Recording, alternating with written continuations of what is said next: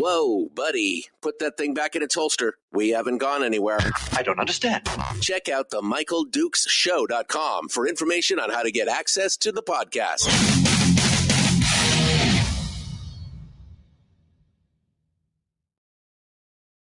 Welcome to the party, pal.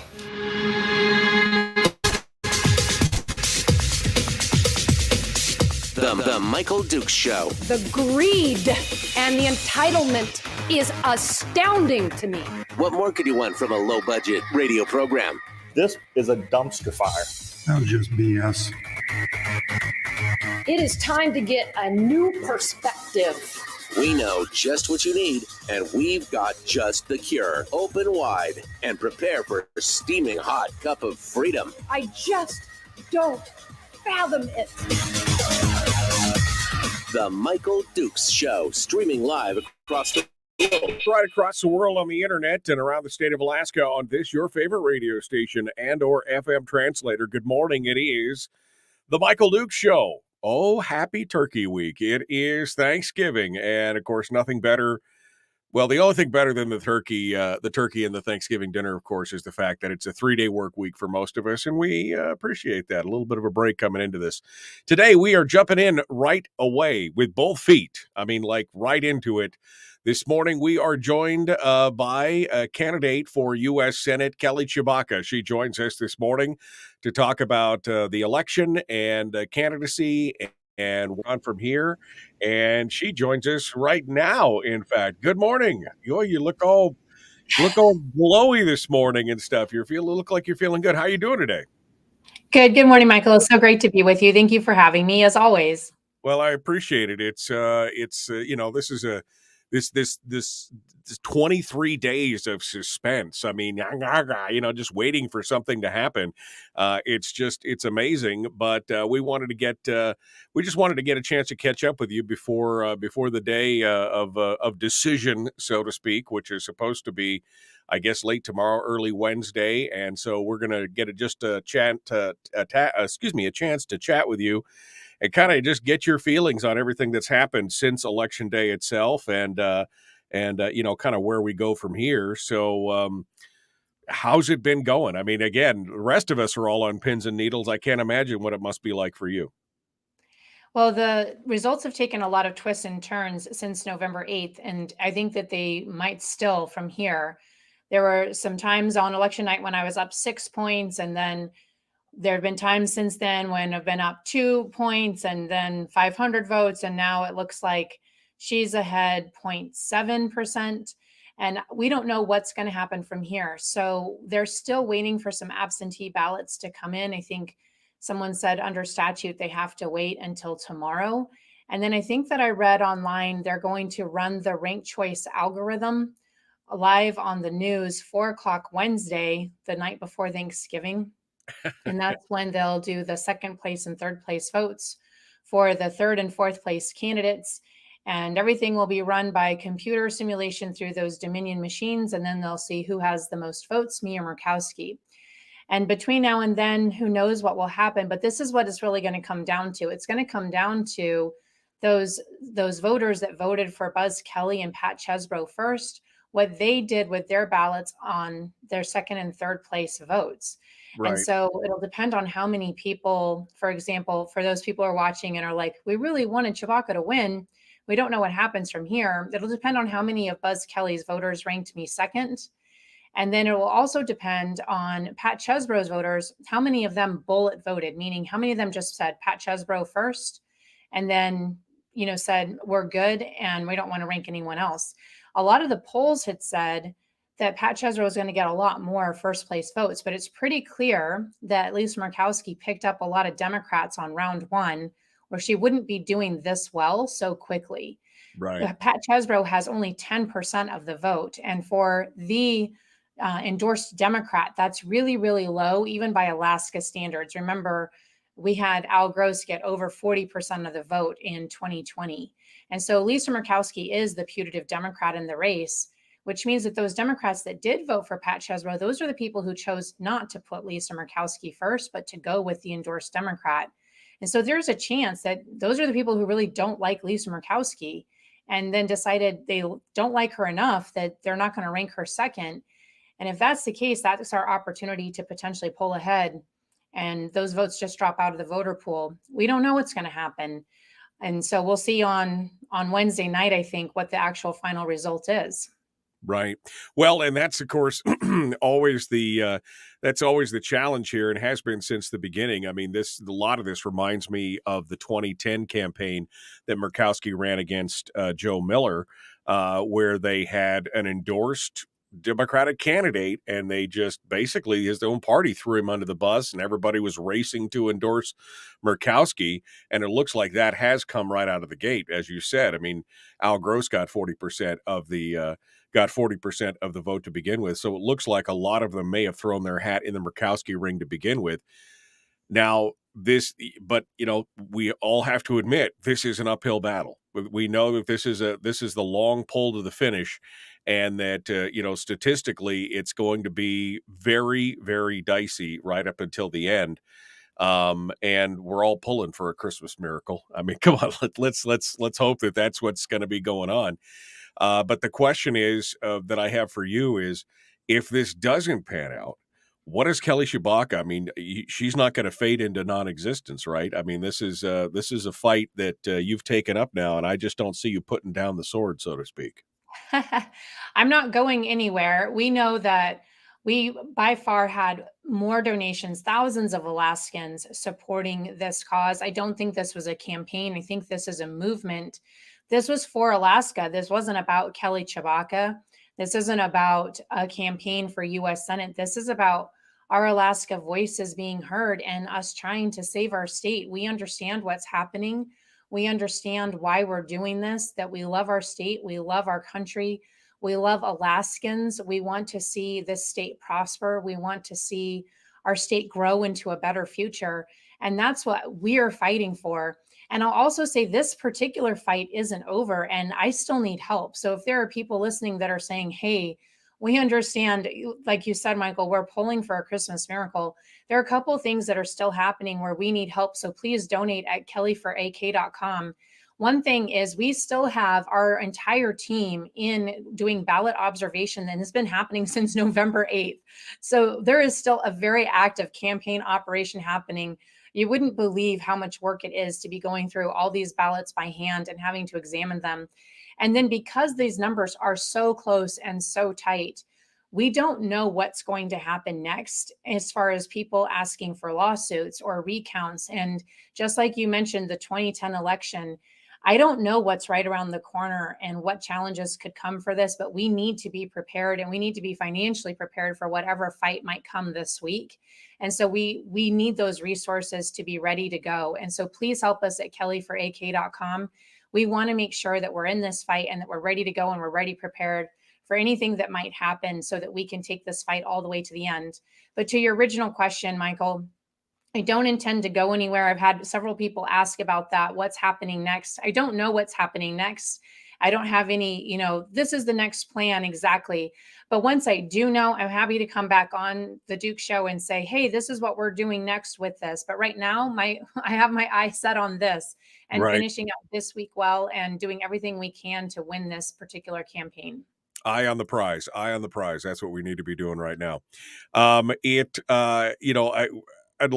don't think you and I really have talked much. We've talked a couple times, but I don't think we've talked too much about the election itself. You did mention it before, some of the falsehoods that we heard, this continuous negative campaigning that was coming from outside interests, Mitch McConnell, et cetera, et cetera. Give me your thoughts now in hindsight, looking back pre-election and now post-election. What do you think, were the results of that? I mean, what were your thoughts as it was coming through? And then, what was the average Alaskan saying to you about that? I mean, did it raise a lot of questions? Did it raise a lot of ire? Was it a pro or a con for you in the long run? So I had the best time doing this campaign, greatest honor of my life, getting to meet so many Alaskans and be welcomed with open arms and invited into their homes, knocking on thousands of doors across the state, getting to talk with people. And as we went around and heard about these negative and false ads that were just being funded by millions and millions of dark money from outside the state, especially the ones from Mitch McConnell, mostly, in the beginning, people had some questions about it, but then they really were tired of it. And we don't really like those smear ad campaigns from the lower 48. They don't resonate with our Alaska values. They didn't particularly bother me because I knew that they were all lies and false. I knew that we couldn't really counter them because the inordinate amount of money that was coming in to fund them, and we couldn't go toe to toe. And so I didn't particularly worry about it because I know that Alaskans can see through it.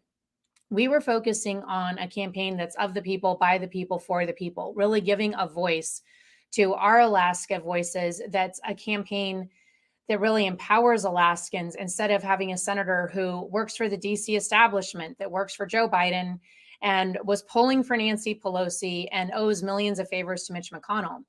What we're seeing in some of these numbers is it's really hard to go up against $20 million that's almost exclusively dark money, and a campaign that was of Mitch McConnell and by dark money for Lisa Murkowski.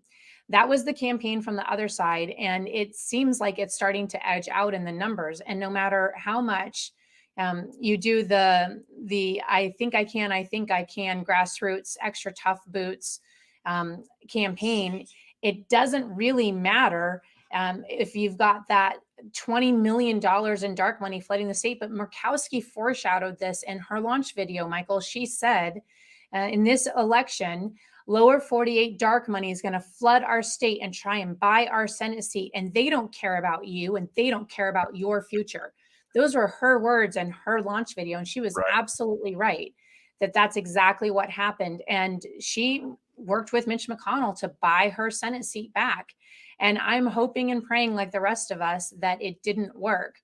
But we saw that when those late absentee ballots came in, mostly probably people from out of state, it looks like it could possibly work. One more time, Murkowski has always completely defied the will and the voice of the Alaskan people. This has been her habit throughout all her elections, from her dad appointing her to her Senate seat in the beginning to ignoring the primary process in 2010 when the people said, we don't want you to be our senator. And she didn't run as an independent when she did her write-in campaign. She said she was a Republican and she wasn't. And then even this time, through a supermajority vote of the Republican Party censuring her and removing her from membership, She instead had her campaign team and her allies put this ranked choice system in place, and she ran as a Republican anyway. She's not a Republican. She's not even allowed to be in the Republican Party in Alaska. And she set this whole system up and rigged it in her favor so she could put her name on the ballot as a Republican. She's not allowed to be on the ballot as a Republican. And if it was just a normal election process, she would have lost the primary and it would be a competition between me and Pat Chesbrough. But Lisa Murkowski doesn't care about the voices and the will and the determination of Alaskan people. She just works for the DC establishment, and she will rig any system in Alaska she can in her favor and fund it with the dark money from DC in order to maintain her iron grip on the Senate seat her dad gave her. That's what this particular election is telling us.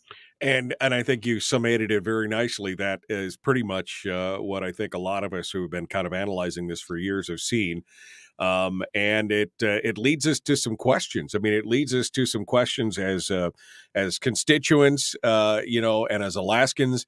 Where do we go from here? I mean, if this fails, if your run for Senate fails, that just once again proves that the powers behind the scene, the powers behind the curtain, the Mitch McConnells of the world, et cetera, have chosen to basically relegate Alaska to puppet status at this point. And that's that's kind of a spooky thing for a state that is supposed to be, what I would consider to always be like one of the most independent-minded group of people in the country.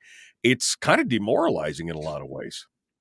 Well, the other question I think we have to ask is, why did we have such low voter turnout?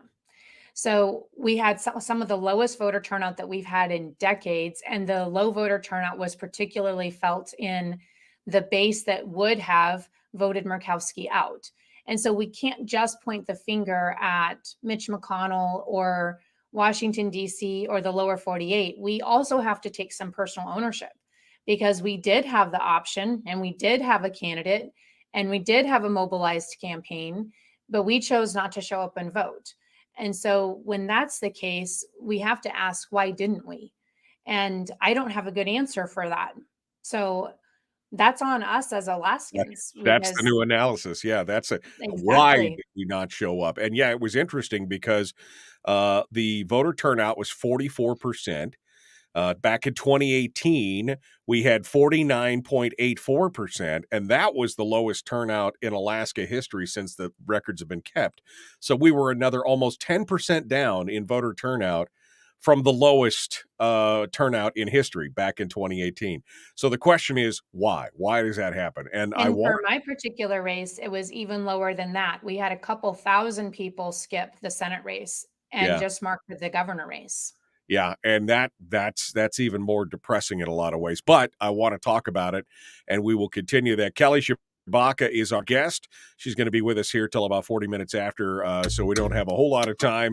But we will continue with her in just a moment. It is the Michael Dukes Show, common sense, liberty-based, free-thinking radio. We'll be back with more, and Kelly Tshibaka right after this. Don't go anywhere.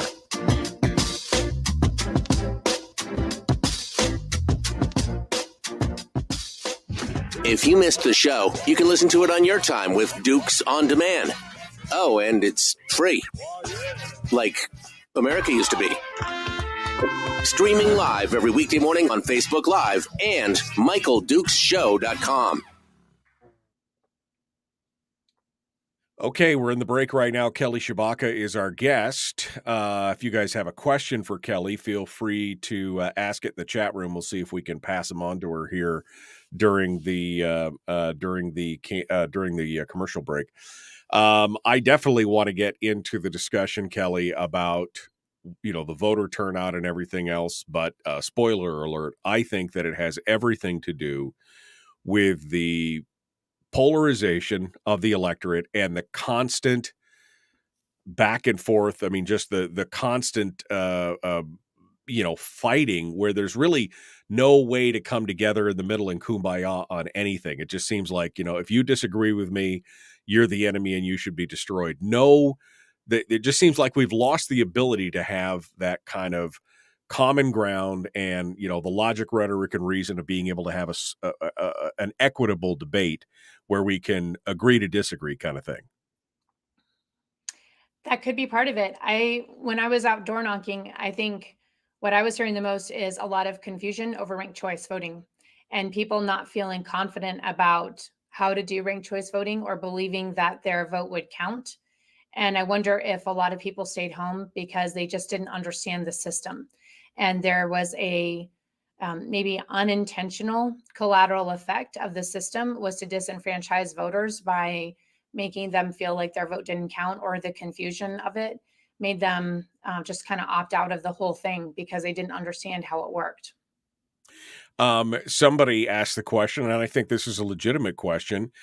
Chris on Twitch says, does Kelly have anything to say about the Trump endorsement? They've made a lot of hay across the country about how many of the endorsed candidates didn't do well. And some did, some didn't. But overall, they seem to point to the fact that maybe that hurt people more than helped them. So what are your thoughts on that? I mean, do you think the endorsement was a positive or a negative, or was it a non-issue to you? What are your thoughts on that? I was grateful for Trump's endorsement for several reasons. First, I started with essentially no name recognition in a state with several candidates that would have had incredibly high name recognition. And so having only an 18-month lead going up against a candidate that has 50 years of name recognition in our state, having Trump's endorsement really helped. When we walked into the rally this past summer, my name recognition statewide was somewhere around 35 or 40%. After the rally, it was near universal. And I needed that help in order to be able to get to this place where I'm now neck and neck with a candidate or an incumbent that has 50-year name recognition and has been in the office 21 years. Right. We've got to remember, it's actually a really big deal that we're sitting here saying this is a nail biter and this could go either way. When last March I started with no name recognition. So I'm really excited about that. The other thing that it really helped with is in a ranked choice system with an open primary, one of the things I had to spend over a year doing was making sure we cleared the field of any major high name recognition Republican so that we didn't do in my race what happened in our congressional race. If we had any other big name person, like let's say, for example, Sean Parnell, jump into our race, we would end up splitting the ticket, and Murkowski wouldn't be in a situation where it would even be this close. She would have just sailed to a victory really easily. Right. And the main way to do that is for me to have sealed early, which was last summer. It was last June, I think, Trump's endorsement. And so it just absolutely cleared the field for anybody else to be able to jump in and say, I'm going to challenge for that seat as well. Those are the two big things. And that was why it was so critical. That's a legitimate point that I hadn't considered, and you're right. We're seeing exactly in the congressional race what happens when we all circle the wagons and shoot inward, right? I mean, and that is typically a Republican response. I think it's ironic that you see the general election was treated more like a primary amongst the Republican contenders than an actual general, where they just basically shot each other to pieces instead of their opponent. And it's frustrating to watch.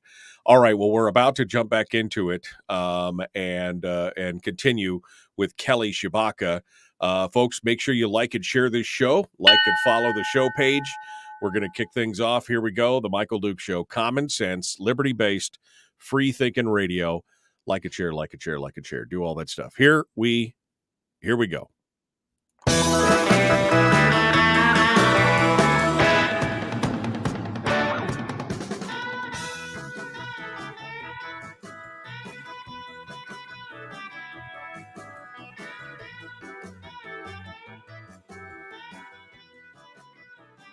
All right, we're continuing now with Kelly Tshibaka, candidate for U.S. Senate on the Republican ticket. And we were just talking before we went to break about the size of the turnout. It was the lowest turnout for a general election, major general election in Alaska history. The previous one was 2018, like I said, and it was 5 points lower, which is about almost a 10% drop in since the other lowest turnout. And we're asking the question, why? Is it voter fatigue? Is it the fact, as I've said many times, that it's the polarization of the electorate where they just are so frustrated? Kelly thinks maybe it might be part of the ranked choice voting thing. Kelly, so I mean, what again, your thoughts on this? Yeah, so having talked to thousands of people across the state, there definitely was concern. I mean, everybody says the state's going in the wrong direction, country's going in the wrong direction. We had a lot of voter enthusiasm. Our base was definitely motivated and supported. Having stood out at the Alaska State Fair nearly every day, I think I was outside nearly every day since Bear Paw this past summer, talking to thousands of voters. There's definitely concern about the state. There's not a lot of voter apathy out there. But I'll tell you, in these last couple weeks, so maybe 6 weeks before November 8th, doing town halls and rallies across the state, I hit 23 communities in a 2-week period doing voter rallies, get out the vote rallies. Michael, I'll tell you, I spent a lot of my time, and in some of these rallies, half the time explaining the ranked choice system. And when I look back and I see what happened with voter turnout, I think that a large part of it probably came down to that. I'm talking with people afterwards, some of our contacts in different regions of the state who were saying that even on election day, they were fielding dozens of phone calls talking to people about how to do the bubble system, how to do the ranking system, and people just not understanding and being really confused. And if you're not making those phone calls and you're looking at an absentee ballot and you just don't understand how to do the multiple choice system, then the whole thing's confusing to you. There's just other things people have to do that day. It's just a really simple opt-out option, I think. So voting is challenging anyway. If when that day comes, I think this is why they offer early voting. Things come up and they get in the way and the unexpected happens. And then when you go in and it's more difficult than it needs to be, or you don't understand, or you've been hearing about it, and it just makes it difficult and it becomes more of a nuisance than it needs to be. And does your vote matter anyway? And a lot of people kind of justify it that way. My vote doesn't count anyway. And they just kind of move on. Well, and I agree. I think Jerica in the chat room says that she knows a significant number of her generation that are millennials that believe that their vote just doesn't count. And we've seen some of those numbers come back where people are saying that that's what they believe. They believe that their vote doesn't count, or they're fatigued, or in our case, that they didn't understand. Now, unfortunately, as you've seen what's happened in the legislature, the votes and the elections in the legislature, it doesn't look like there's going to be a whole lot of interest in our state legislature in repealing ranked choice voting. And because a lot of them were elected because of ranked choice voting. So this lays down a whole nother problem for any upcoming election in the state. Your thoughts? Well, that's absolutely right. I don't think we're going to get ranked choice repealed through the legislature. I think this is the first time in anyone's immediate memory that both chambers of Juneau are going to be Democrat, are going to caucus Democrat. And that means that I don't think that we're going to get a bill through that'll repeal ranked choice. So it'll have to be through a citizens initiative, which means the earliest that we could possibly repeal it will be in 2 years. And we, of course, will face an entire flood of dark money to push it on us.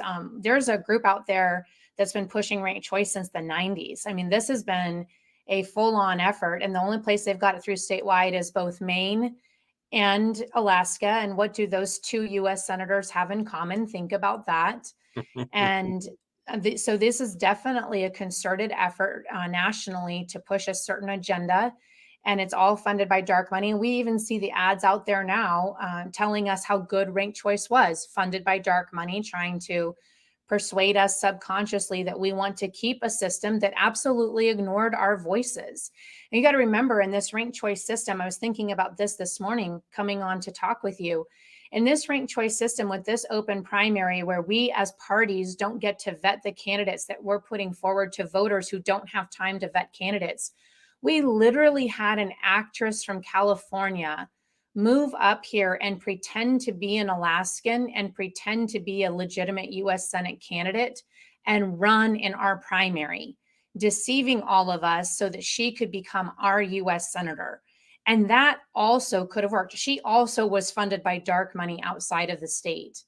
That's how crazy our system's becoming, Michael.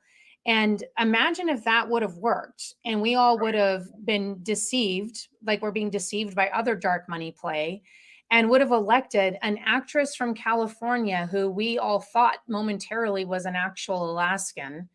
Right. And she ran under a fake name and elected her to be our U.S. senator. That's how this is actually playing out. And that's all being pushed by these lower 48 agenda interests coming up here to tell us that this new system that's run by the people without parties vetting candidates and telling, this is a legitimate candidate that we can trust, who's been tested and actually represents certain platforms and values. And we've gone into their background and we can put this person forward. It's actually really important that's represented. I think another thing that we've lost is these minor parties to be represented. We didn't have a libertarian candidate put forward for Senate, or an Alaska Independent Party put forward for Senate, or a Green Party put forward for Senate. Those are the kind of parties that are now getting lost in the shuffle because they're not going to get enough votes in the open party primary system to make it to the top 4. And that's another thing, that our Alaska voices aren't being represented anymore. And those parties took a lawsuit forward and the court said, too bad, too sad. But that's the other thing that's getting lost in the shuffle here. Our Alaska voices are no longer being represented, and these dark money interests outside the lower 48 are telling us that that's a good thing. These are not good things. I think it's important that we recognize what we're losing. And I think it's important that we recognize, to your point, that Juneau isn't going to, it's not in their interest, having been elected this way, to say, hey, wait a minute. It's actually in the interest of the people that we go back to a simple plurality system. Whoever gets the most votes wins. And we have a right to assemble under the First Amendment to get into a party system and say, these are the people we want to put forward as candidates. That's important for us. I want to quickly change gears here. We got about 4.5 minutes. The makeup of the Senate now, the makeup of the Congress now, and where we go from here. I mean, where do you see this as? I mean, let's say that Kelly Tshibaka is going to become the new senator.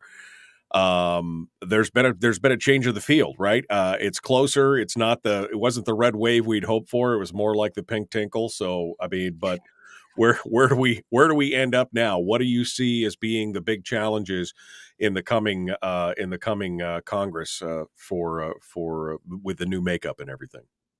We still don't know how Congress is going to organize because we don't know what's going to happen in Georgia. However, the point is, it doesn't look like much progress was made, and it's going to be we don't have anything close to well over 50. And so many of those people who are Republicans are going to frequently go over and help out the Democrats like they usually do. In the event that I get to become Alaska's next U.S. senator, one of the primary focuses really just has to continue to be to block as much of the damage that the Biden administration has been doing to Alaska as possible in these next 2 years, because we're not even halfway through the Biden administration. So this extreme agenda that Biden has been pushing to stop all fossil fuel production and just turn on immediately a future of renewable energy. We need to move into renewable energy, but it can't be either or. We have to have responsible traditional resource development in order to bridge us into renewable resources. And that means we need to do production in Alaska, and we need to have our Alaska jobs and our Alaska economy up and running, for example, and making that case with the people who work in the federal agencies that aren't necessarily Biden appointees. There's a way to do that using the internal affairs offices that I came from, and holding these top level bureaucrats to their own standard operating procedures and their own statutes and their own guidelines that they're blowing through right now. They're violating laws and regulations, Michael, and nobody's holding them accountable. Those are the kind of things I can bring to the table. None of the other 100 senators right now have any experience working their way through the bureaucracy from the top to the bottom, in and out as a watchdog. That's my background. And that's one of the things I could do as a U.S. senator that would really help Alaska. That's what we could do. We don't need to get a veto from Biden. We don't need to work through Congress to do it. But all of those watchdogs report to the U.S. Senate. And I would love to be their boss and help Alaska in that, and be able to start checking Biden and his administration in that role. There's a lot of things that I would love to help out as, not if we don't make it to the Senate, start bringing some spotlight and some credibility to Alaska. We're not going to stop just because I'm not a U.S. senator. We're going to continue to serve as a voice for Alaskans and keep moving forward, even if this doesn't work out. So I'll come back on and share those ideas. If we get to Wednesday and this doesn't work out as a U.S. senator role, we'll come back and talk about the way forward from here. Like I said before, I know that you're a fighter. Once you've engaged in the fight, you're not going to disengage, and I That's love to right. see that. And I think it's interesting that one point that you bring up, as you know, as the Inspector General's office and all these behind the scenes accountability committees and offices, which are being blatantly ignored now, and the average Right. Alaskan, the average American doesn't know about them, and so we're going to have to find somebody where citizens can come together and say, "Wait, you're breaking the law." And that can't continue. And we need more education on that. And so I'm hoping that you will help us with that, regardless of where you end up. You'll continue to help us with that part as well. Final thoughts here, Kelly Tshibaka. Again, folks need to help out. You're still trying to raise funds for whatever may come. Yes. And so your final thoughts here, I'll give you the floor here for the last minute. That's exactly right, Michael. We're still in the fight, so please help kellyforak.com. For our current ballot counting, we want to make sure every legal vote is counted and counted right, and we need the staff in there doing that.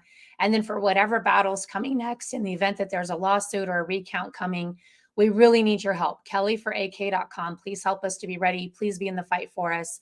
kellyforak.com, and I appreciate your help. Thank you so much. Well, thank you, Kelly Tshibaka, for coming on board, folks. That brings us to the break here. We're going to be back in just a moment. Don't go anywhere. The Michael Duke Show, common sense, liberty-based, free-thinking radio. Back with more and your phone calls right after this. Our light, our guide, and our trusted friend. Michael Duke Show. Okay, Kelly, any final thoughts you off here? I know you got to go. I really appreciate you having me today, and we'll see what happens on Wednesday, but I'd love to come back. If we're not elected to the Senate, I'd love to come back and tell you what next plans are. If we are elected to the Senate, I'll definitely be back to keep you posted on what's happening in the Senate and what I'm doing to help Alaska from there. So I said to you months ago that I would keep that promise, and I absolutely will. Well, I appreciate that. We'll look forward to talking with you maybe same day next week, if we can, just to know by that time we'll have the holiday behind us and we'll have a better idea where things are going. We'll touch base with you. Thanks so much. Okay. Thank you, Kelly Tshibaka, our guest here on the Michael Duke Show. We appreciate her being part of the show today. All right, folks. Wow, that was a kickoff, wasn't it? Just boom, getting things started, and boom, here we go. All right, let me see what you guys have been saying here in the chat room. I caught a couple of the comments, obviously, but there's a lot of stuff going on here. Jerica continued to say, this is Jerica, who made the comment about the millennials. I honestly believe a huge part of the issue is that people just don't have the time or mental capacity to become educated.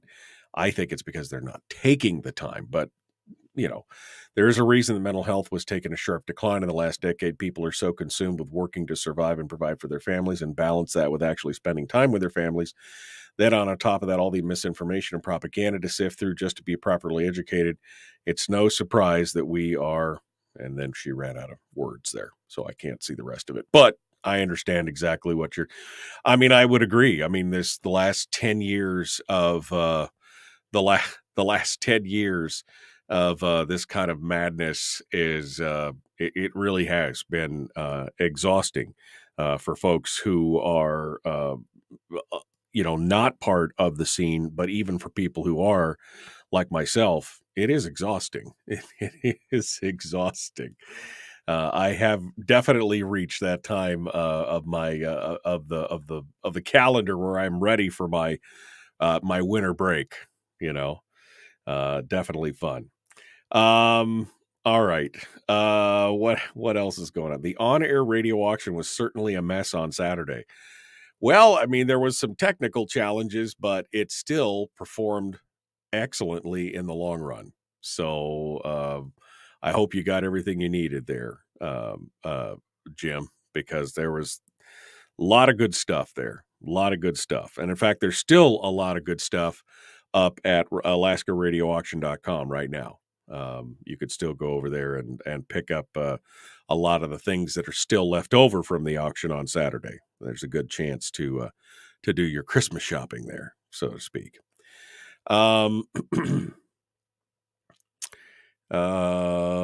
Try 7 decades of watching our country go to hell. Demoralizing is putting it mildly. Yeah, I mean, it has its ups and downs. That's for sure. It has its ups and downs. But this last 10 years or 12 years have been probably some of the worst, in my opinion.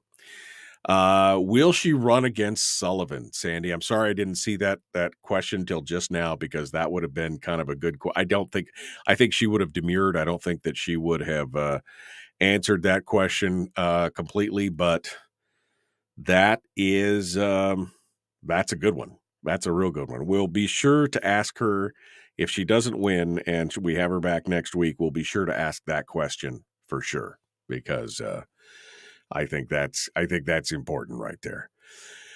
All right. Well, I suppose I should turn the phone lines on and get the phones working here, and so we can be ready for whatever you guys want to talk about here. And let me flick all the switches and turn all the buttons on. Let's see if we can not blow your eardrums out. Look at that. Boo boo. In and out. I love it. I love it. Okay. We're ready to go. We've got the phone lines up and we are all ready to do it. Available at 7. Yeah, that's right there. Okay. Everything is good. Oh, how was your weekend? Mine was long. Mine was a long weekend. It was definitely interesting. And then Elon's upset the left's apple cart by reinstating Trump on Twitter. Well, he did it in a democratic way. I mean, he did hold a poll, so I don't know why, I know. What are you going to do? I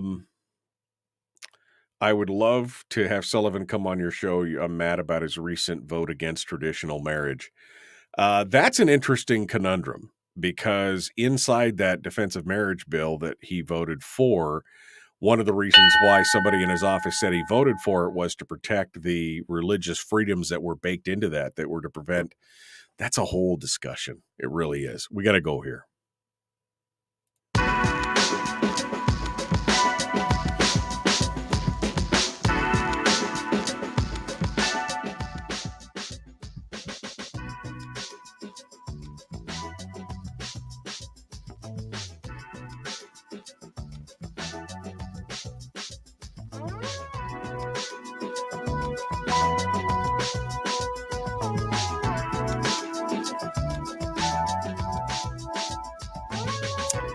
Okay.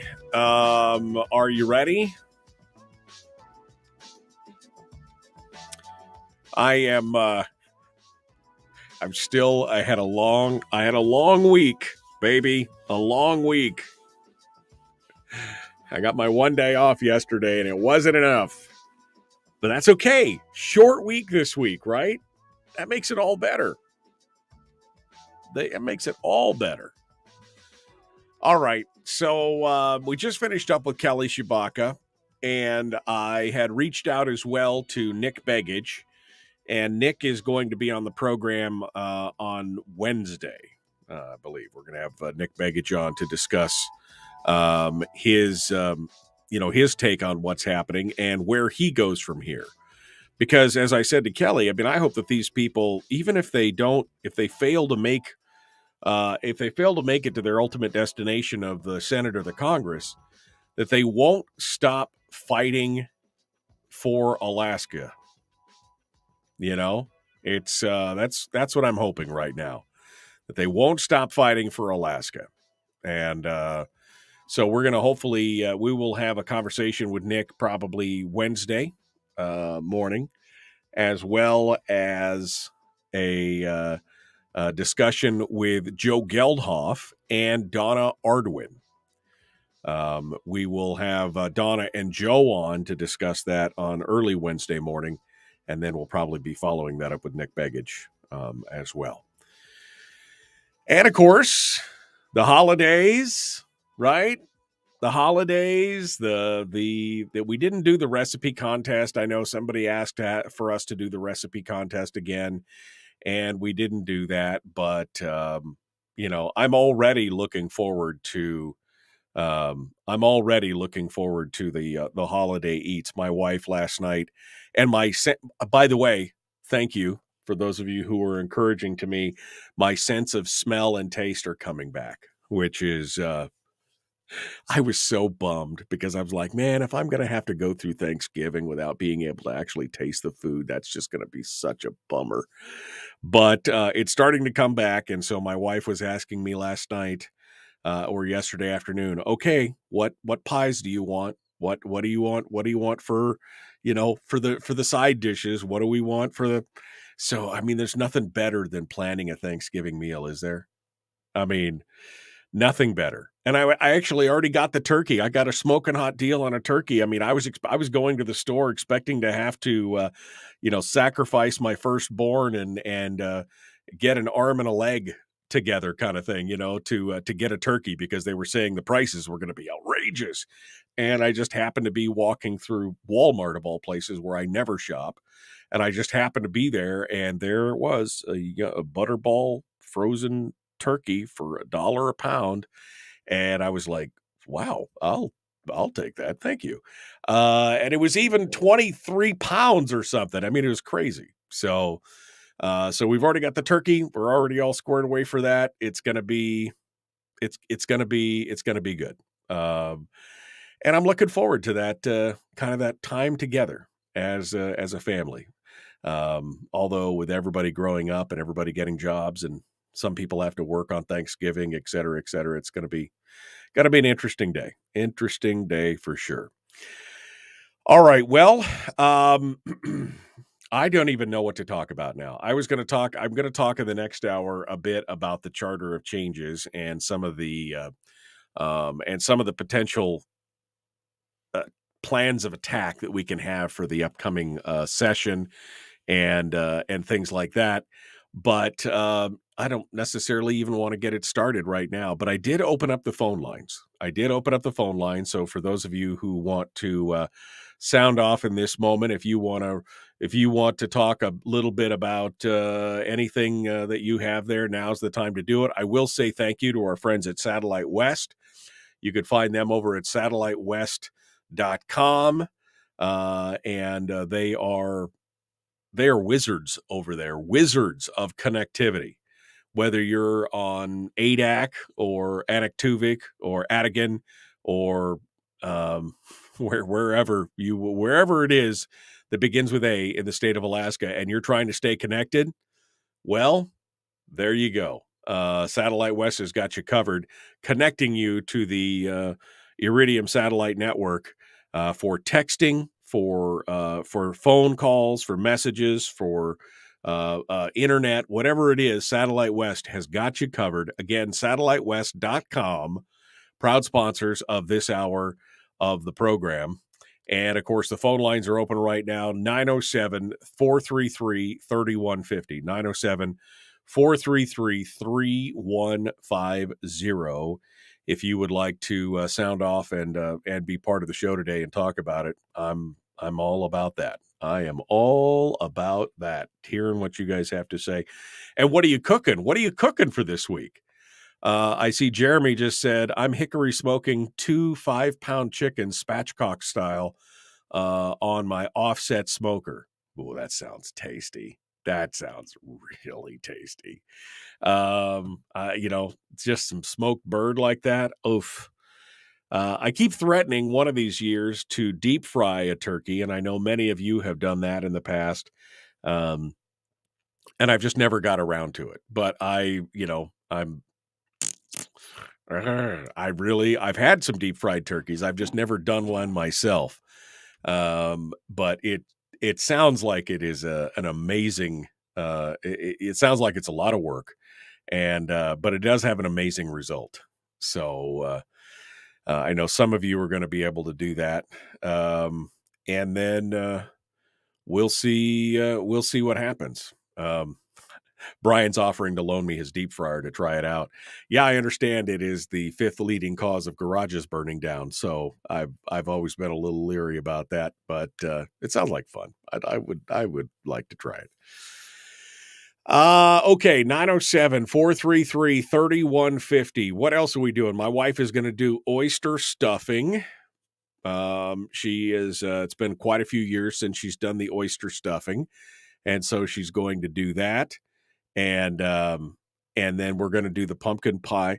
What do you mean you can't get the pumpkin chiffon pie recipe? Bill's just saying we're going to do the pumpkin pie, your grandma's recipe, but we just can't do it. All you got to do is go back and look in my posts. Bill, for you, I will pin that post to the top of the page. I'll go back and I will pin that post to the top of the page on the Facebook page so that people can look at my Grandma Faye's pumpkin pie recipe, which is all chiffoned and light and fluffy and delicious.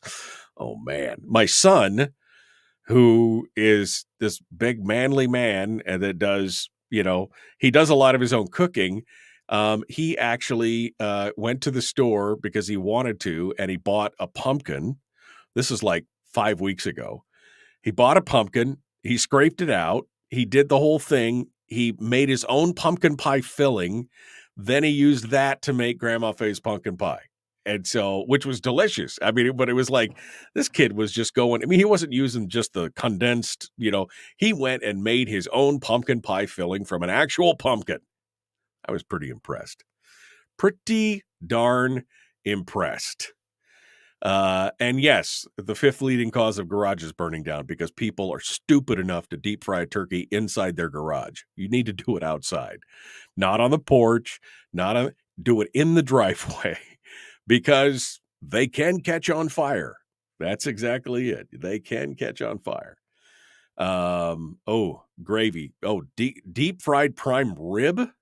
Hello. And my wife was talking about wanting to brine a turkey, but we then discovered that it needed to be a fresh turkey. And, it's a thing. Yes, all pumpkin pies use real pumpkins, but you know what I mean? It wasn't like a can of condensed pumpkin filling. It was, he actually made the pumpkin pie. Anyway, it's great. Oh, man. Once you go deep fry, you never go back. How many of you have actually deep fried a turkey? Maybe we should be asking that question. How many of you have actually deep fried your turkey and are doing that now instead of cooking it?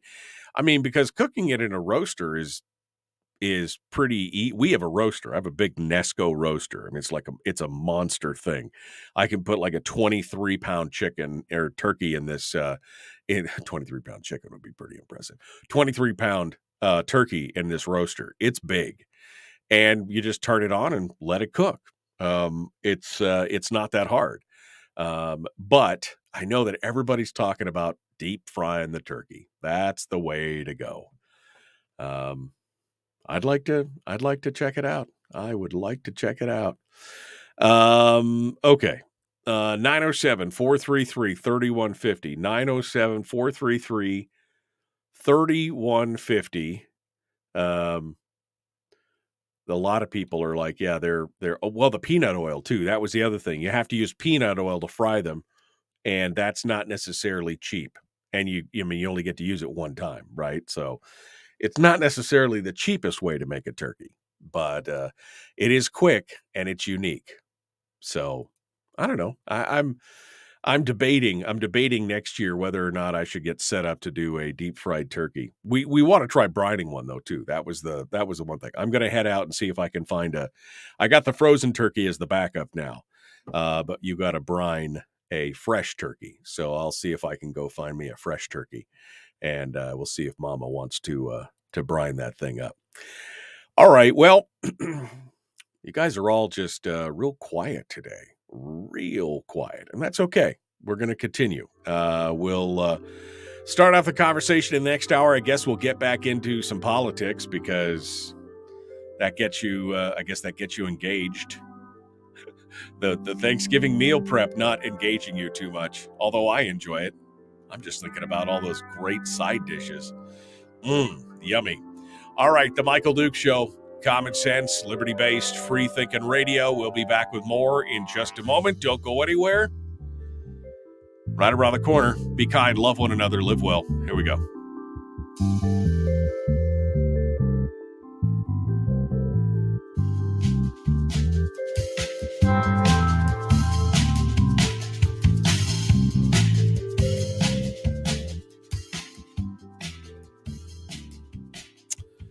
Yummy. Cornish game hens? Yeah, you could deep fry Cornish game hens, couldn't you?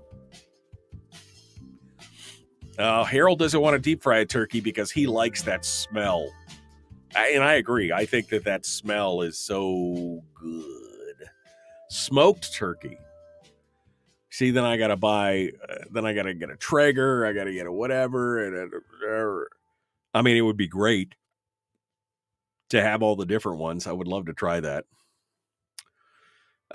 Maybe you can get Sarah to get you a fresh bird Alaska killed. Oh man. Delicious stuff. Bill Brock, what's in time for dinner? And Bill will have the recipe for that pumpkin pie. I should go back here and take a look at that right now. We've got a, whoops, come here. There we go. Right there. Boom. So now I should be able to go back and take a look at my search. Search. Come on, search. I'm searching my posts right now. Holiday contest. See what it says here. It's searching all of Facebook. All of Facebook. Why is it searching live videos? Oh, there we go. Okay. And it's just got this has got it in right here. There we go. Grandma Faye's pumpkin pie recipe. All right. How do I share this? Share it right here. How do I share to your? No, I want to pin it to the top. There we go. I can't pin it to the top. Okay. Well, you know what? Let's make this easy. Just like that. Boom. I'm probably going to get killed here. I don't know if I have a post limit on mine. But there you go. Boom. Grandma Faye's pumpkin pie recipe right there. And you can go back. It was posted on November the 22nd, 2021. November the 22nd, 2021 is where that recipe is. And you can check it all out. For some reason, it's not giving me the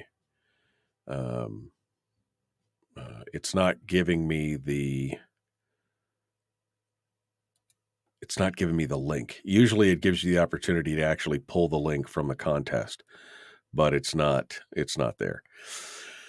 Okay, so there you go. There's your pumpkin pie recipe. All right.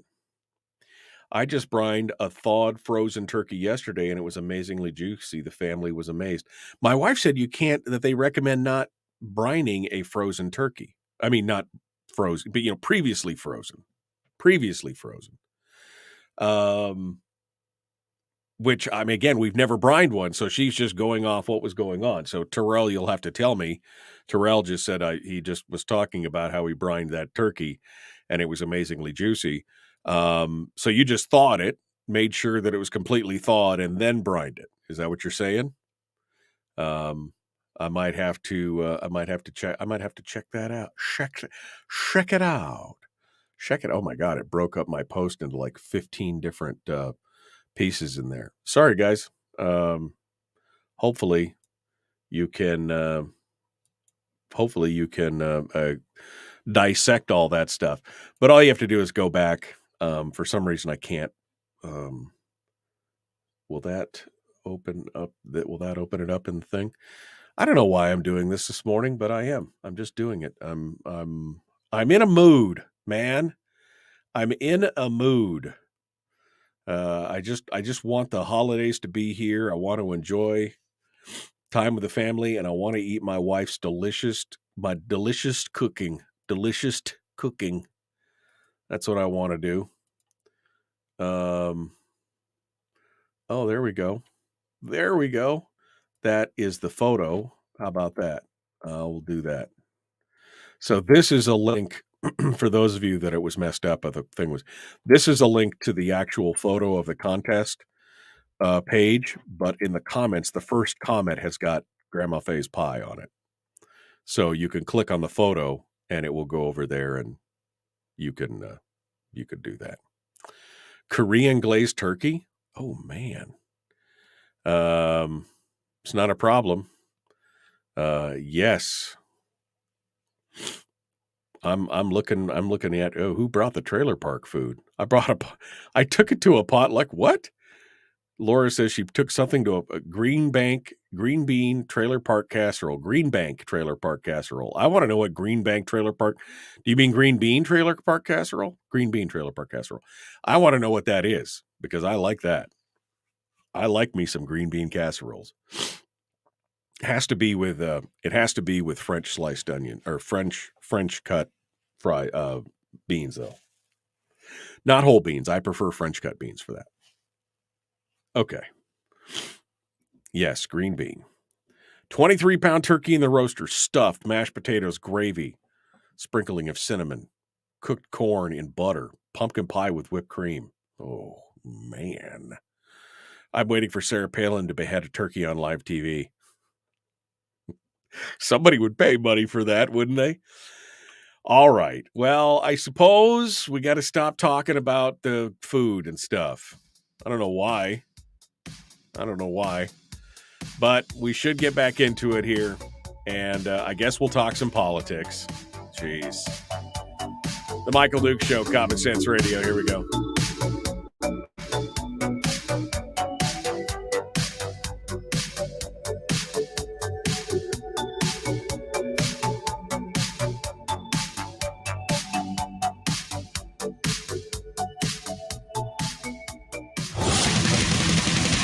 Whoa, buddy. Put that thing back in its holster. We haven't gone anywhere. I don't understand. Check out the MichaelDukesShow.com for information on how to get access to the podcast.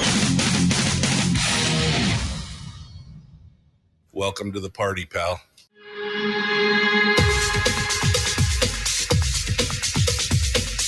The Michael Dukes Show. The greed and the entitlement is astounding to me. What more could you want from a low-budget radio program? This is a dumpster fire. That was just BS. It is time to get a new perspective. We know just what you need, and we've got just the cure. Open wide and prepare for a steaming hot cup of freedom. I just don't fathom it.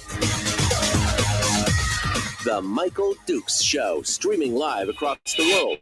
Yep, across the world on the interwebs at michaeldukeshow.com. And that's where you go for the audio-only live stream and all the links to our podcasts and the links to the social media sites that we simulcast the radio show on, and so much more. That's where you go to get it done. Appreciate you coming in and joining us this morning. Hour 2 of the big radio show. We had one line on hold, which hung up right when we were coming back on air. They waited that whole time, and probably because we were doing nothing but talking about holiday cooking and Thanksgiving meals and things like that. And in fact, Jerica has won the internet this morning because she said, I mentioned how much I like green bean casserole, and she said green bean casserole is her favorite. She says, I put mushrooms and bacon in it. Oh man, mushrooms and bacon in green bean casserole? Yes, please. Yes, please. Anyway, so that's what's coming up. Was the discussions on that. All right, so I'm opening up the phone lines again, 907-433-3150. If you do want to talk about wood ticks, lunatics, and politics, We can do all that stuff at 907-433-3150 this hour. The program also being sponsored by our friends at Satellite West. You can find them at satellitewest.com for all your connectivity needs, wherever you are, wherever you go. They're the folks that'll help you out. satellitewest.com. And they can keep you connected no matter where you are, no matter where you go. Because never forget, no matter where you go, there you are. That's it. SatelliteWest.com. That's their slogan. No matter where you go, there you are. It's not really their slogan. I just made it up, but it sounded good. All right, so it's open line, open form. I was going to talk about the Charter of Changes and some other things, but I got to be honest with you. I'm just, we're reaching that point I'm reaching that point in the calendar of the year where I'm getting ready. I'm starting to look forward to my vacation, my Christmas vacation, which is going to start here on the, which is going to start this year on the 21st of December. And I will be out until the new year. So I'm really looking forward to that. I know you guys probably aren't, but I am. So there you go. Let's go over to the phones and see what you guys have to say. And let's talk about anything. I will throw the phone lines open to any discussion today. You want to keep talking about what we've been talking about in the chat room, which is great holiday recipes? Great. You want to talk about something else? Great. Let's go over there now and get started, shall we? I think we shall. Good morning. Who's this? Where are you calling from? Hi, this is Terry calling from Wasilla. Good morning, Terry. Yeah. Just a comment. I was just down in Oregon for 9 days, and it gave me a real appreciation for our school. We may be screwed up, but man, we're not as screwed up as Oregon is. I could not wait to get back home to Alaska. That's not a high bar, right? I mean, we're not as screwed up as Oregon is. That's not saying much. It's not saying much, but couldn't get me out of there fast enough. Day 5, and I wanted to get on the plane and get home. I had 4 more days to hang out in Drew. Wow. Well, it is good. I mean, I do enjoy traveling out of state sometimes, but you're right. There reaches a point somewhere in my trip where I'm like, gosh, I really want to go home because these people are crazy. I just want to go home, back to the land of the free and the home of the brave. Go. Anyway, that was just my comment. Thank God I live in Alaska and not in the lower 48. All right. Well, thank you, Terry. I appreciate you calling in this morning and being part of it. That leaves some lines open at 907-433-3150. Let's go to the next caller. Good morning, caller. Who's this? Where are you calling from? Michael, this is Ron in North Pole. Hello, sir. How are you? Well, I'm very well, thank you. Let me just make 2 points or comments, I guess. I note here in the last few days, I've seen some folks that are promoting all the virtues of ranked choice voting. And there's also a story that appeared in yesterday's Daily News Banner in Fairbanks about a group that is organized to get rid of it. So that might be something to watch in the future. Yeah, no, we've been talking about it, and it's ironic because I know that Alaskans for Better Elections, which is the group that put forward the ballot initiative, ballot measure number 2, they've been buying a lot of advertising on the radio telling people, how great ranked choice voting was and how it is and why they have to wait and why it's a good thing that they have to wait and everything else. And, of course, they're getting prepped to have to defend it because they know they're going to have to defend it because there's already been at least 2 or 3 citizen groups that I know that are getting together to try and remove it from the ballot. And finally, in a much lighter vein, you were talking about fried turkeys. I note that I saw an ad in the paper, one of the flyer inserts last week for an air fryer for turkeys. Oh, yeah. Yeah, no, you're not wrong. You're right. I did hear something about people trying to air, but I mean, that'd have to be a big air fryer, man. I mean, well, I guess depending on how big a turkey it is, but I think most people that I know, they get turkeys from 18 to 25 pounds. That would have to be a big air fryer. But I'd try it. I mean, if it wasn't $1 million, I'd try it. Yeah, I have to confess I didn't know the price, but I'd be interested in hearing if anyone else has tried one. Yeah, no, air frying is the way, my friend. That is the way. The air. I don't know how we lived without our air fryer before I bought it for my wife, and I don't know how we did it. It was amazing. So anyway, all right. Okay, I'll cut you loose and let somebody else call in. Thank you, Ron. I appreciate you calling in this morning and being part of the show and part of the program. 907-433-3150, 907-433-3150. Yeah, I think the ranked choice thing is with us for a little bit here, unless we can get enough support to go out there and collect the signatures needed. I mean, we could collect the signatures needed for that in fairly short order. Then the real battle begins, because once it actually gets approved to be on the ballot, that's when the knives are going to come out. That's when the dollars from outside, that dark money that we keep talking about, that's when it's going to come out, and they're going to, they're going to try and drive a stake into us. And so very, very interesting. Very, very interesting to see what's going to happen with that. I am all for supporting it, but definitely going to be a tough one. An air fryer. Somebody just said in the chat room that ovens have air fryers built into them now. That's crazy. That's crazy. And of course, Harold is commenting that why don't we just stuff the turkey and put it in the oven? Why are we trying to fix what isn't broke? We always want to try something new. Always want to try something new and different. And I love that. I love the fact that we can have a tradition of, why not create a new tradition? Why not create a new tradition? My wife we did a prime rib for the first time ever last year for Christmas. We had never, ever done a prime rib. We always did the traditional, my dad's, bourbon ham recipe, which is amazing. But, we wanted to try something different. Sometimes you got to try something different, you could throw it on a stick and roast it over a fire if you want. Why did we change to an oven? Why did we change any of those things? I'm looking for it. I'm looking for something new. I just want to see what it's like. I always want to try something new. And the first time I had deep fried turkey, my mind was blown.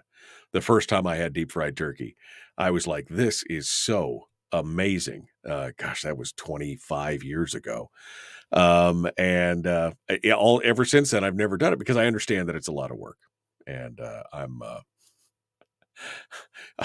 I'm lazy when it comes to Thanksgiving. I do a lot of the cooking, but so we'll see. Terry wants to brine a turkey. We'll see what the brining does. We'll see how that gets the job done. But who knows? We might have two. There's nothing better than turkey on Thanksgiving except for the Dickens sandwich the next day. We've talked about this on the program before. The Dickens sandwich. That's an amazing thing. If you ask nicely, I might tell you about the Dickens sandwich. It is an amazing way to enjoy your turkey and Thanksgiving leftovers. Absolutely. 907-433-3150, 907-433-3150. If you would like to sound off, we'd love to hear from you today. Any topic is fair game. We can again talk about the ballot measures. That I was saying earlier that I think that there needs to be 4. That if we're going to do ballot measures, you might as well do them in combination. You might as well do more than one. You might as well go out and collect signatures and have you might as well have multiple books with you when you go. You might as well have one for the repeal of ranked choice voting. You might as well have one for a dedicated spending cap. You might as well have one for term limits. And you might as well have one for enshrining the PFD. Why not? Just do both. Or do all four at once. Might as well get them all done at the same time. Because the person that's going to sign your ballot for ranked choice voting repeal will probably sign your ballot for your sign up packet for the other three as well. Just get it all. Just go do it. Just go do it right there. I know it works for a turkey. Butter. Yes, butter works fantastic for a turkey. Butter and kitchen bouquet and a little seasoning and yummy. Oh, somebody just put a recipe for Korean glazed turkey in the chat room. Why are we talking about food this early? You guys are killing me. Killing me. Absolutely. Delicioso. All right, we got to go. We're going to continue. The Michael Dukes Show. Common sense, liberty-based, free-thinking radio. I have no idea what we're going to talk about. I had it in my mind, but I just can't seem to get in the spirit of talking about politics. That's okay. That's okay. We'll see where you guys drive the bus. The Michael Dukes Show. Common sense, liberty-based, free-thinking radio.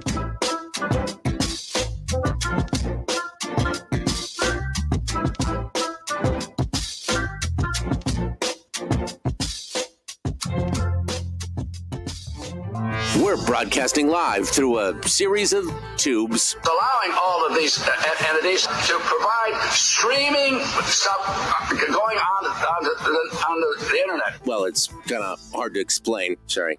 Streaming live every weekday morning on Facebook Live and MichaelDukesShow.com. Oh, yes. Yes, yes, yes. Yes, yes, yes. I'm a proud owner of a bivy stick, says Brittany. Still working in Seattle. But I was fortunate enough to attend the Pacific Marine Expo. I met Harold of Satellite West. He hooked me up with a bivy. Can't wait to use it.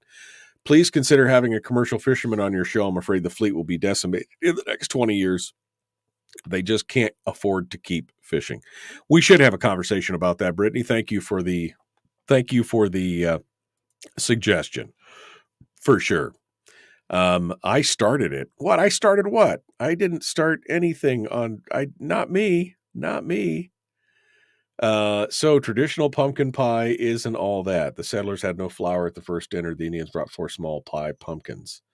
They hollowed them out, put custard inside them, and baked them in the fire. That's how you know. Oh, I didn't know that. Well, thank you, Bill. I had no idea. Sounds delicious, though. Sounds delish. Butter, potatoes, stuffing, turkey, yams, strawberry cake. I use a minimum of 12 sticks of butter. I know. It's like when we go to do the shopping, it's like you always got to buy 2 or 3 pounds of butter for everything that you're going to get into. Oh, man. Yeah. And delicious. Let's see. Can you put a pair? Maybe you could pair that. This is Jerica. Maybe you could pair that with an agricultural discussion, Mr. Dukes. I mean, we should talk about food security in Alaska. Who would I bring on, Jerica? Who would be a good guest to talk about the food security and creating some kind of agricultural thing here in the state? Who would you need to, who should I talk to on that? There are no booklets for gathering at this point. No, I know that, Christine. I was just saying that's what we should do, is that if we're going to gather together signature books, or we're going to gather signatures to create the books, you might as well put 3 or 4 of them together at any one time and just say, sign this one, sign this one, sign this one, sign this one. Let's get them all in at once. That would be it. Okay, share the bourbon ham recipe. Anything with bourbon is better. I believe that I put the bourbon ham recipe. On last year's on last year's recipe contest. I'm looking through it because I still have it up in the other window. Must not have.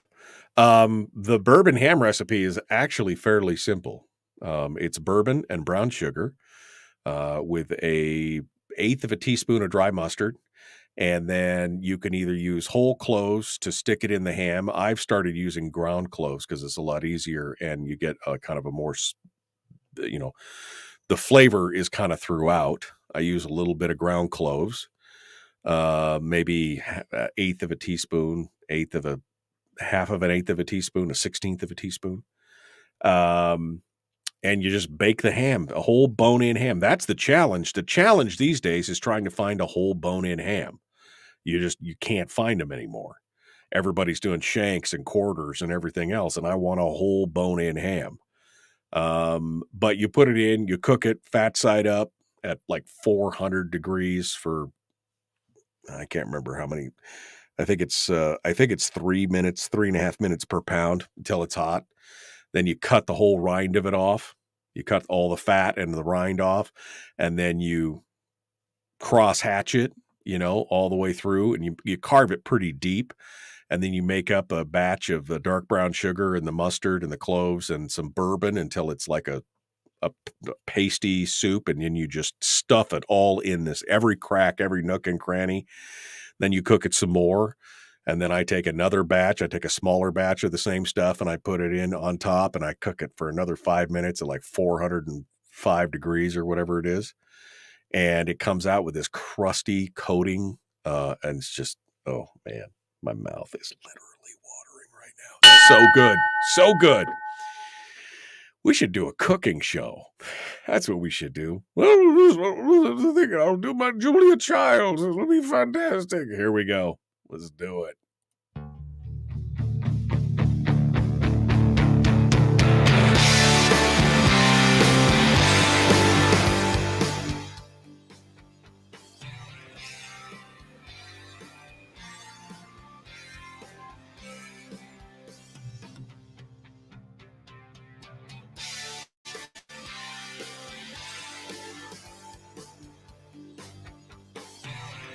Okay. Yummy. I know. I'm sorry. I started the whole discussion on food this morning and I don't know what I did, but I started it and now it's a thing. We've been talking about it. I just basically walked people through my dad's brown sugar bourbon ham recipe, which is amazing. Absolutely amazing. I've been making it it's been every Christmas for 30 years. We've been doing that. And quite honestly, if I could tell you a secret, we did it for Christmas and we did it for New Year's. Because it doesn't last long. I guarantee you it doesn't last long. Any leftover ham goes immediately into homemade mac and cheese or into omelets or just into big old thick sandwiches. So it never lasts long. But last year we did the Christmas ham and then we did the prime rib for New Year's, which was, again, amazing. Absolutely amazing. Jim in the chat room just says, I'd rather listen to food conversation than another politician. Are we kind of reaching that spot? And I mean, I think Kelly had a very interesting point when she said, look at the voter turnout and really look at the Senate turnout. You had the overall voter, the overall vote was at 40%. What was the number? I want to make sure that I got it. 44%. That was the overall voter turnout for this last election. And yet, when you look at the Senate race, what was the voter turnout for the Senate race? It was 40.71%, meaning a lot of people didn't even bother to vote, and many of them didn't vote in either the Senate or the congressional race. They both were essentially had the same had the same number of votes.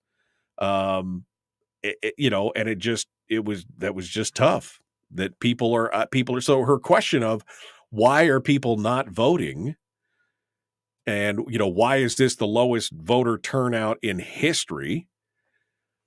Then I think there's a lot of components there. Ranked choice voting, sure. I think that had a component of that.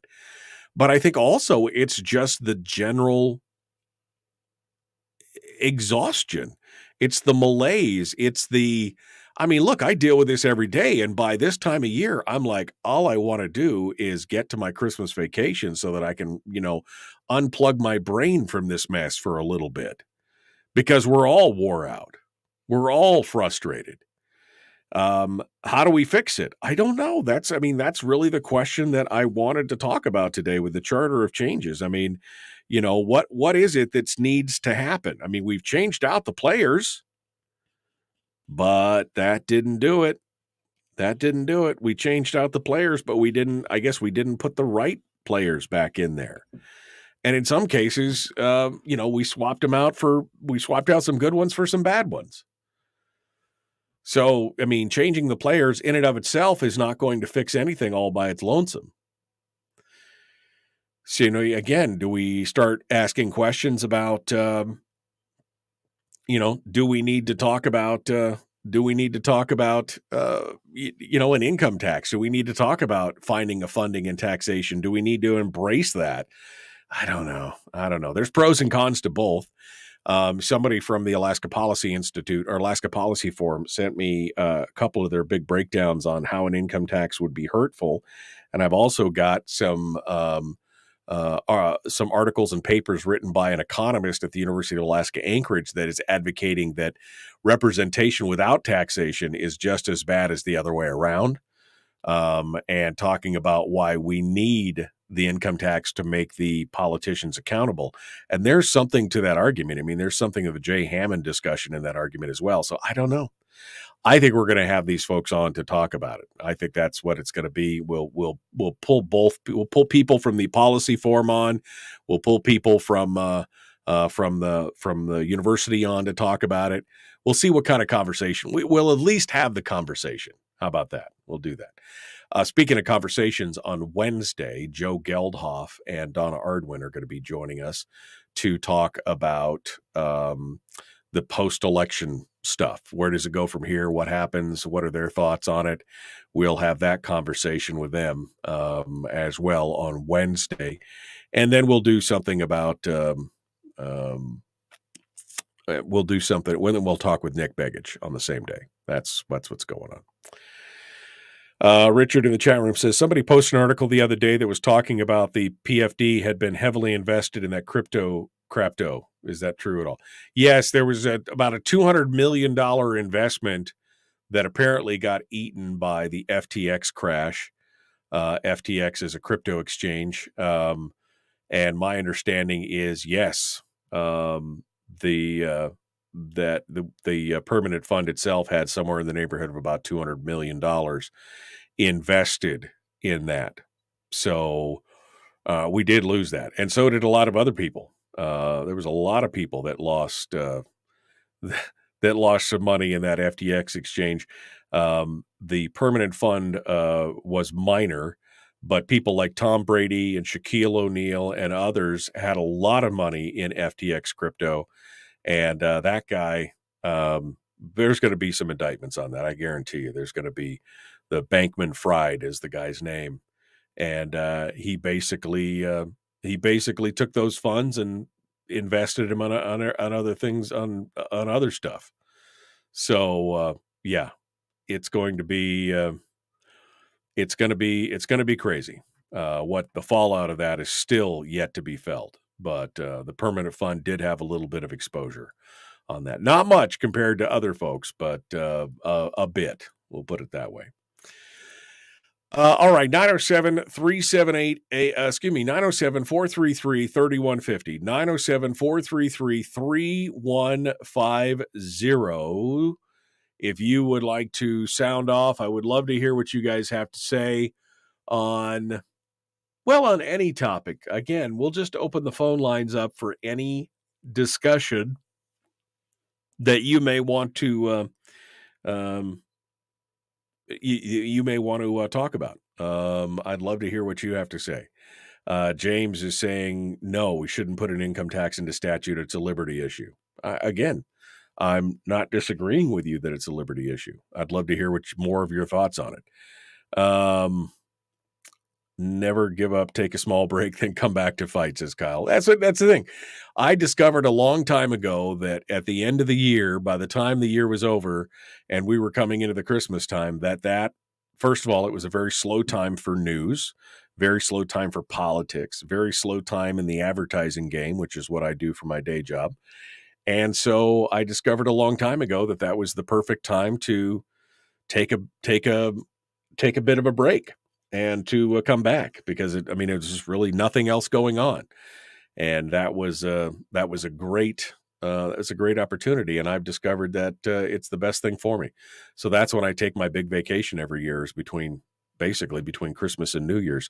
And then I have a staycation. I don't get off my couch for 7 days. You have to pry me out of it later. It's perfect. It's perfect. That and all the food that I'm going to eat. Everybody wants to talk about food more now in the chat room. All right, 907-433-3150. If you want to share me your favorite recipe, or you want to talk about politics, I'm game. I'm down with it. Let's get more from you out there out there in the world. 907-433-3150. Let's go over here and see what you have to say. Good morning, caller. Who's this? Where are you calling from?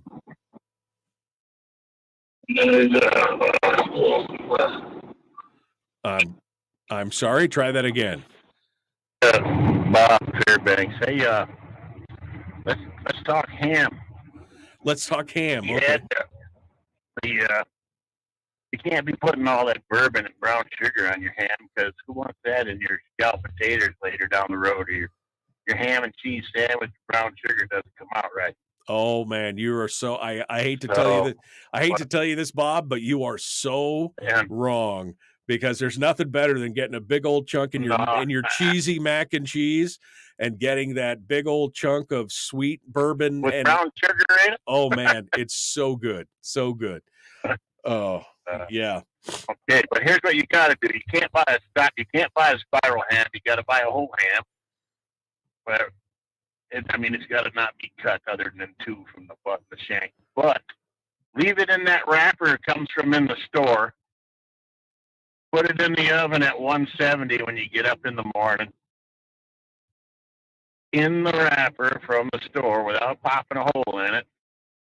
And then later that night, when that thing's up to about 145, 150 degrees, the ham's already fully cut from the factory, you'll have the juiciest ham you've ever had, and you'll never go back to another way. You mean like inside the plastic wrap? Put it in the oven in the plastic? Yeah, inside the plastic wrap. Not the foil plastic wrap, but the clear plastic wrap. It's all food grade plastic. You're not overheating it. It's only going to be 170. And you just stick it in the oven just like that. And I'm telling you, you got to wring the ham out, or you're going to get you a bib. A kid's diaper works best, because it'd be too juicy otherwise. All right. Well, all right. I gotta let you know. Thanks, Bob. I appreciate it. I mean, I don't know. I could try that one time to see, but I mean, I just like the way that this comes out. And yes, the brown sugar, because it caramelizes on the outside of the ham. I mean, it's this beautiful brownish, crusty, delicious. It goes with everything. Scalloped potatoes, yes. Mac and cheese, yes. Ham sandwich, yes. Such a good flavor. Such a good flavor. All right, let's go over here. Good morning. Who's this? Where are you calling from? Randy in Fairbanks. Good morning, Randy. What's on your mind? Well, a little bit ago, I heard on the program the suggestion for 4 different initiatives that could be proposed. And one of them was enshrining the PFD. I assume that means enshrining the PFD in the Alaska Constitution. But there's nowhere where it says that in Article 8 of the Alaska Constitution, which has to do with amendments and revisions, there's only two ways to revise the Alaska Constitution, and that's by the amendment process, whereby 2/3 of each house of the legislature propose it as an amendment, and then it goes through to the then it goes through to a vote of the people. And of course, the other way that we're all familiar with is every 10 years, we vote on whether to have a constitutional convention. But as far as the people having an initiative to propose an amendment, I don't believe that's correct. Well, we'll have to see, Randy. I believe that there is a provision for it, but again, I'd have to go back and read the law. Maybe you're right. Maybe there is no provision for the citizenry to amend their own constitution. But I think I'm right. I don't know. Maybe. Who knows, Randy? I'll go look it up in my off time. How about that? We'll find out. I do know that we can change the law as far as the ranked choice voting goes and the term limits go, for sure. And we could even put a statutory spending cap in. Not that they'd just ignore that and go right over it anyway. And we could even change the statutory law on the PFD. So whatever it is, we'll have to see. So thank you for sounding off, Randy. I appreciate you calling in. All right. And at this point, I almost don't even care at this point. Let's take a quick break though. We're going to come back here in just a minute. We'll be back. The Michael Duke Show, common sense, liberty-based, free thinking radio. We'll have one final segment with a totally open line, open forum. And yes, we could talk about hams if you want, or turkeys, or the best side dish ever. It's green bean casserole. Fight me, all right? I'm just saying right now, fight me. If you think that, change my mind. We got more coming up. The Michael Duke Show, Common Sense Radio.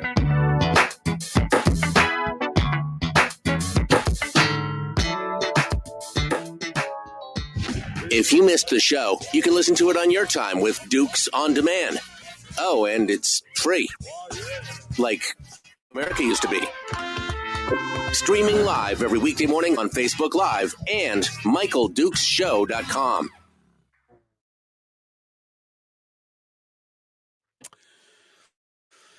Okay. All right. Show ruined in 3, 2, 1. Daniel says, I think voter turnout has a lot to do with voter fatigue, and income tax could force those people back into the game, possibly. It's possible. I'm throwing all these ideas at the wall. Something's got to go. Something's got to work here. Let's see. It would be great to hear what he has to say. Give you a list of people who are actually hands-on involved in agriculture. I emailed the list to Dukes 2 years ago. Re-email me that, Jerica, will you? I'll get to it. I'm not ignoring you. Food security is an important discussion, and we should have it. Growing your own ham. That's a lot of work. I mean, as much as I admire the people who have pigs and do all that kind of stuff and have animals, I mean, we've done it. We've had goats and chickens and rabbits and stuff like that. Chickens are our favorite.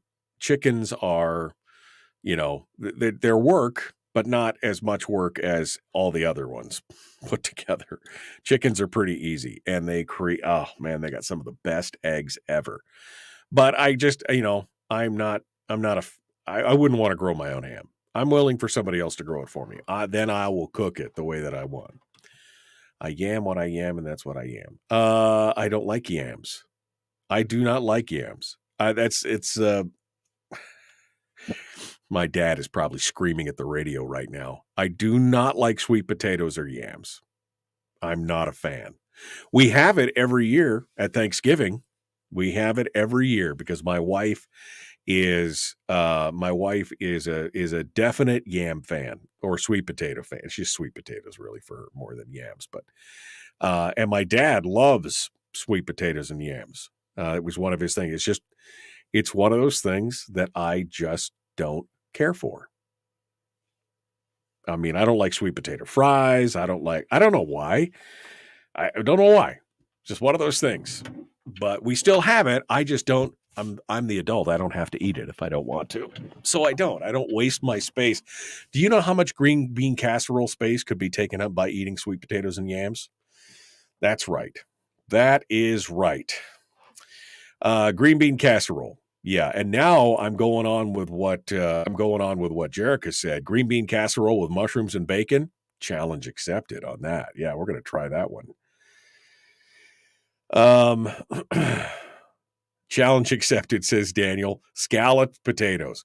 I do like me some scalloped potatoes too. That's not a bad, but you know what's best is what Bob was just saying. When you take the leftover ham and you put it in the scalloped potatoes. That is delicious right there. In fact, thank you, Daniel. I will tell my wife that I will request that for the after party. The leftover ham party will be the scalloped potatoes with the bourbon and brown sugar ham. Best side dish ever is oyster dressing, as you mentioned, Michael. Sure miss it. Yeah, my wife makes an oyster stuffing that is, it's so rich. It's so delicious. Michael says, boil down a turkey carcass day after Thanksgiving for turkey soup. So good. Well, that's what we do for the hams is, because we get a whole bone-in ham, and then I cut the hocks up. I freeze them, and then I whack them with a hammer and break them into chunks and then throw them in a pot. And my wife makes an enormous batch of green split pea soup with all the ham chunks floating off the bone, all that stuff. Oh, so good. Oh my gosh. I'm so excited. Yeah, I know. Sweet potatoes, not my thing. People are shocked. Deshane is like, what? Whoa. I know. Green bean casseroles. Scalloped potatoes needs no assistance. I disagree. You wait, Daniel. You have the brown sugar bourbon ham added to the scalloped potatoes, and you'll think you died and gone to heaven. I mean, scalloped potatoes are great. Don't get me wrong. But you add that to the thing. Chickens are so much fun, and they're probably the easiest. There's an investment, obviously, in, all the infrastructure and the coops and everything else, but chickens, probably the most fun. It's probably the one thing my wife complains about the most is that we don't have chickens down here, because she really enjoyed that. And especially the fresh eggs. Oof. Be suspicious of people who don't like sweet potatoes and don't watch sports. Probably, because we're probably too busy taking over the world. That's why you probably be suspicious of us. This is no poultry week. What? All right. Be suspicious. Don't be suspicious. Don't be suspicious. Yeah, no, I mean, everybody else can eat it's more sweet potatoes for you guys. You know that, right? If I don't eat it, it means it's more for you. You guys should be happy about that. You should be happy that I am the anti-sweet potato yam guy. You should.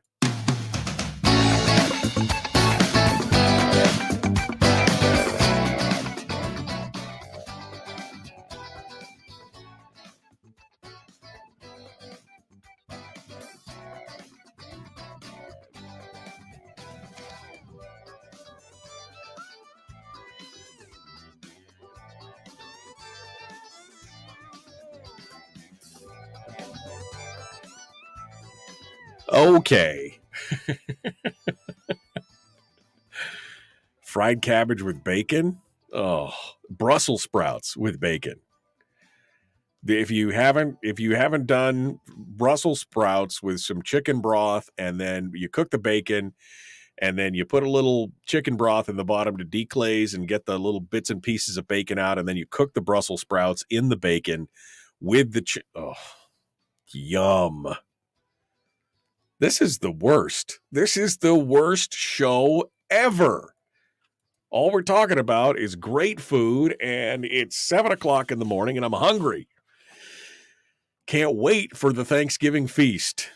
No, it's going to be good. It's going to be delicious. He does not get, my dad is tattling me my dad is telling on me in the chat room. He does not care for acorn squash. Ask my father how he knows how I do not like acorn squash. It is the only time I've actually ever been physically ill at a dining table, ever. No acorn squash for me. Well, I love zucchini. I love that. I eat spaghetti squash, but that acorn squash, no, it's just no good. Thank you. I appreciate it. All right. It's been good. Butternut squash, no acorn, says Robbie. I mean, we all have foods that we just don't care for, right? Like I said, you guys should be happy that I don't like sweet potatoes and yams, because that's all the more for you guys. You guys are the ones that are, you benefit from that. And that leaves me room for more green bean casserole, which is, why, especially when you get the real good crunchy onions, the fried onions, and you get that in there with the French cut green beans, really nicely done French cut green beans. So good. So good. Yummy. Yes, I know I've tried squash with butter and brown sugar, which are, how could you go wrong with butter and brown sugar? I think it's the squash. It's it's not good, man. It's not good. Oh, beets, love beets, love liver, I love all that. Yep. I love Brussels sprouts. I love all different kinds of stuff. Just no squash, please. God, please, no squash. All right, number to call is 907. How did this show just dig? We had a great, fantastic guest in the first hour, and then we immediately crashed and burned into discussion about holiday meals. I don't know how we got here, but here we are. Here we are talking about it, and it's all good. I'm thinking definitely a prime rib this year. I'm thinking definitely maybe a prime rib for New Year's again. Definitely the Christmas ham, okay? Brown sugar and bourbon. My dad's brown sugar and bourbon ham is award-winning. I don't know from whose award, but somewhere there's an award for that thing. And then finally, we're going to do the turkey. And the question is, we usually do a fresh, young butterball, right? That's what they're fresh, young butterball. This year, like I said, my wife wants to talk about brining one. So maybe we'll do that. And see how that goes. I mean, you could eat a turkey anytime. Turkeys are year-round food, but the Thanksgiving one has got to be special. That's got to be a special treat. All right, well, let's go over to the phones. I've babbled on enough about. I'm so hungry right now. You have no idea. Let's go over to the phones and see what you have to say. Good morning. Who's this? Where are you calling from? Carlene in Kodiak. Good morning, Carlene. How are you, my dear? Excellent. Couldn't be better. You've got fried cabbage and bacon. Fried cabbage. I add onions and crumble up some hamburger. And of course, do not leave out the brown sugar and vinegar. Oh, it's wonderful. Oh man. Yeah. A little cabbage with vinegar is an amazing meal. My wife makes she makes something called stuffed cabbage stoop. It's not a soup. It's not a stew. It's a stoop. And it's got all you just said, the onions and the cabbage and the ground beef and everything else. And then, I just pour a little bit of that apple cider vinegar right across the top when you're served up your bowl. Oh, it is so, so good. Absolutely delicious. It's almost like the corned beef and cabbage, and the next day turn it into a wonderful soup. I love to make soup. It's so easy. It is. It is delicious. I love it. I think I think soups are good. We were just talking about, in fact, the day after with like the ham. If you have the ham, then you throw the bone in the freezer, and the next day you crack it with a hammer and you drop it in a big pot, and you make yourselves a big pot of split pea soup with all that fresh brown sugar and bourbon ham coming off the bone. Oh, it's so good. Those soups are so good. You're 100% right. Since I live alone, I make something like that, and I have gallon Ziploc bags, and I freeze them so that they're flat. And the next month, I pull out a gallon bag, and it thaws in just no time at all. And now you have fresh soup if you freeze it right away. Yeah. Yeah. Yeah. Don't it when it's old. Yeah, no, absolutely. That makes it simple and easy. You just throw that little, and now you got a bunch of flat little bags in your freezer that are full of soup, right? You just lay them out on the counter and away you go. Wow, yes. Thanks, Michael. Well, thank you, Carlene. Thanks for calling in and joining us. Yeah, nothing like a little good soup. And that's the best way to do all them leftovers. It's the best way to do all those leftovers. Oh, I didn't tell you about I mentioned the Dickens, but I didn't tell you what the Dickens is. Dickens is the best sandwich you could possibly make. It's the best way to use your Thanksgiving leftovers. So you take a patty of, you create a patty of dressing, right? And you flatten it out and you fry this little patty of dressing. And then you take your potato roll. If you've got potato rolls, it's a good way to do it. And you spread a little cranberry sauce on the potato roll. You put the dressing patty on top, and then you put the leftover turkey. And then you could put a little green bean casserole on there if you want. And then you put some spicy brown mustard and some Havarti cheese on top of it. That is a Dickens sandwich, and it is absolutely chef's kiss. Chef's kiss. Absolutely delicious. All right. The show's totally gone off the rails, and I don't even care. I just don't even. Now I'm thinking about what else should we be trying this year for? What is the most unusual? What is the most unusual thing that your family eats on the holidays, Christmas or Thanksgiving? What is the most unusual thing that you eat at the holidays that is a tradition for you, but other people would think are weird? I want to know. I want to know. What is it for us? Yeah, we're pretty traditional. I guess the ham and the thing and I can't think of anything that just really stands out that my family was like, oh, we got to do it every year. For a lot of years, we did Chinese food for New Year's. This last couple of years, we've been doing other things, but yeah, I can't think of anything but is there something that your family does that is, that other people considered weird and bizarre for your holiday meals? I got to know. Press the Dickens in a waffle iron. Yes, you could do that. In fact, we did that one year where we made waffles out of the leftover stuffing. That is great. Pickled herring.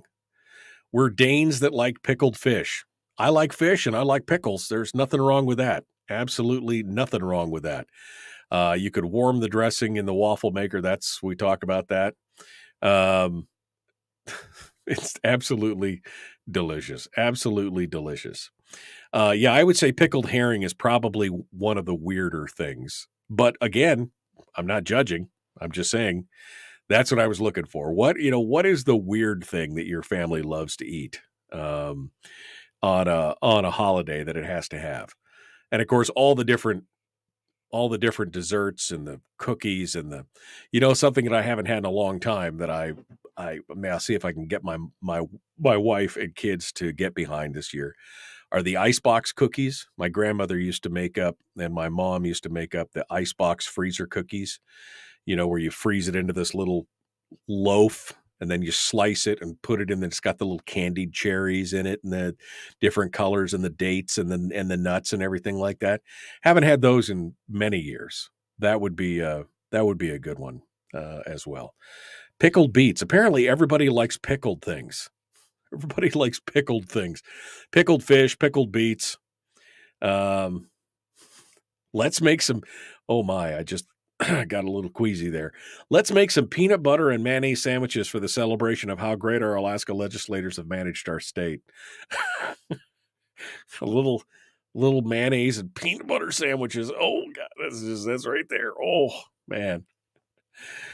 Oh, liver and onions. That's a great lunch right there. Icebox cookies, says Terry, are too much work. I know they're a lot of work. I remember my mom being like, whew, all the ingredients out on the counters and everything. All right. Well, I guess somebody just said, ooh, it's all good. Food is good. Food is good, my friends.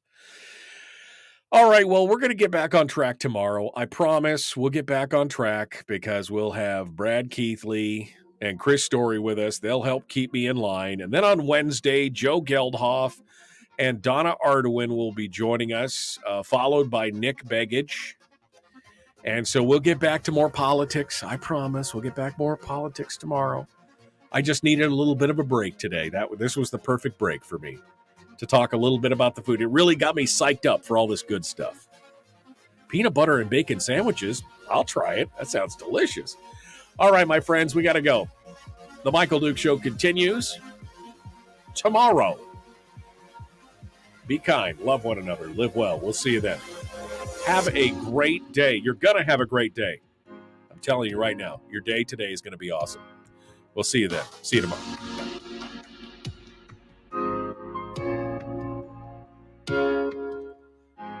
Peanut butter and bacon, that actually sounds good. I mean, that's the salty, yum. I'd try that. I would try that. But yeah, I love me some liver and onions too. We got to have liver, onions, and bacon. That's what you got to have. Liver, onions, and bacon. I like that too. Delicious. Absolutely. It's a short week. Praise the Lord. Pass the ammunition. It's going to be good. Appreciate you guys coming in and joining us. We will see you tomorrow right here. It is the Michael Duke Show. Common sense, liberty-based, free-thinking radio.